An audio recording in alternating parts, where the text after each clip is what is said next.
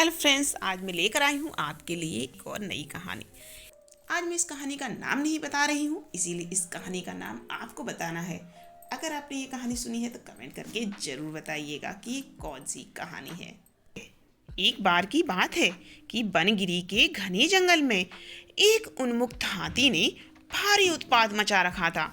वह अपनी ताकत के नशे में चूर होने के कारण किसी को कुछ नहीं समझता था। बनगिरी में एक पेड़ पर एक चिड़िया व चिड़े का छोटा सा सुखी संसार रहता था। चिड़िया अंडों पर बैठी बैठी नन्हे नन्हे प्यारे बच्चों के निकलने के सुनहरे सपने देखती रहती थी। एक दिन क्रूर हाथी गरजता चिघाड़ता पेड़ों को तोड़ता मरोड़ता उसी ओर आया। देखते ही देखते उसने चिड़िया के घोंसले वाला पेड़ भी तोड़ डाला। घोंसला नीचे आ गिरा, अंडे टूट गए और ऊपर से हाथी का पैर उस पर पड़ा। चिड़िया और चिड़ा चीखने चिल्लाने के सिवा और कुछ न कर सके। हाथी के जाने के बाद चिड़िया छाती पीट पीट कर रोने लगी। तभी वहाँ कठफोड़वी आई। वह चिड़िया की बहुत अच्छी मित्र थी। कठफोड़वी ने उसके रोने का कारण पूछा तो चिड़िया ने अपनी सारी कहानी कह डाली।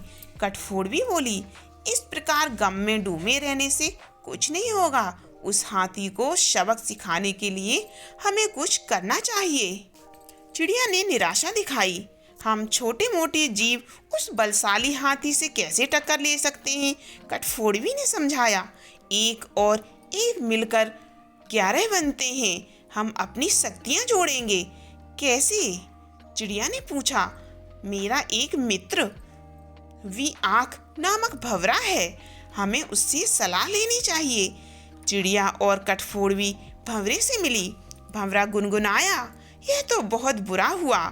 मेरा एक मेढक मित्र है, आओ उससे सहायता मांगे। अब तीनों उस सरोवर के किनारे पहुंचे जहां वह मेढक रहता था। भंवरे ने सारी समस्या बताई। मेढक भर्राए स्वर में बोला, आप लोग धैर्य से जरा यहीं मेरी प्रतीक्षा करें, मैं गहरे पानी में बैठकर सोचता हूँ। ऐसा कहकर मेढक जल में कूद गया। आधे घंटे बाद वह पानी से बाहर आया तो उसकी आंखें चमक रही थी। वह बोला, दोस्तों, उस हत्यारे हाथी को नष्ट करने की मेरे दिमाग में एक बड़ी अच्छी योजना आई है। उसमें सभी का योगदान होगा। मेढक ने जैसे ही अपनी योजना बताई, सब खुशी से उछल पड़े। योजना सचमुच ही अद्भुत थी। मेढक ने दोबारा बारी बारी सबको अपना अपना रोल समझाया। कुछ ही दूर वह उन्मत्त हाथी तोड़फोड़ मचाकर व पेट भरकर कोंपलों वाली शाखाएं खाकर मस्ती में खड़ा झूम रहा था। पहला काम भंवरे का था। वह हाथी के कानों के पास जाकर मधुर राग गुंजाने लगा। राग सुनकर हाथी मस्त होकर आंखें बंद करके झूमने लगा। तभी कठफोड़वी ने अपना काम कर दिखाया। वह आई और अपनी सुई जैसी नुकीली चोंच से उसने तेजी से हाथी की दोनों आंखें बींद डाली। हाथी की आंखें फूट गईं। वह तड़पता हुआ अंधा होकर इधर उधर भागने लगा। जैसे जैसे समय बीतता जा रहा था, हाथी का क्रोध बढ़ता जा रहा था। आंखों से नजर न आने के कारण ठोकरों तथा टक्करों से शरीर जख्मी होता जा रहा था। जख्म उसे और चिल्लाने पर मजबूर कर रहे थे। चिड़िया कृतज्ञ स्वर में मेढक से बोली, भैया, मैं आजीवन तुम्हारी आभारी रहूंगी, तुमने मेरी इतनी सहायता कर दी। मेढक ने कहा, आभार मानने की जरूरत नहीं, मित्र ही मित्रों के काम आते हैं। एक तो आंखों में जलन, ऊपर से चिल्लाते चिघाड़ते हाथी का गला सूख गया। उसे तेज प्यास लगने लगी। अब उसे एक ही चीज की तलाश थी, पानी। मेढक ने अपने बहुत से बंधु बांधवों को इकट्ठा किया और उन्हें ले जाकर दूर बहुत बड़े गड्ढे के किनारे बैठाकर टर्राने के लिए कहा। सारे मेढक टर्राने लगे। मेढक की टटहास सुनकर हाथी के कान खड़े हो गए। वह ये जानता था कि मेढक जल स्रोत के निकट ही वास करते हैं। वह उसी दिशा में चल पड़ा।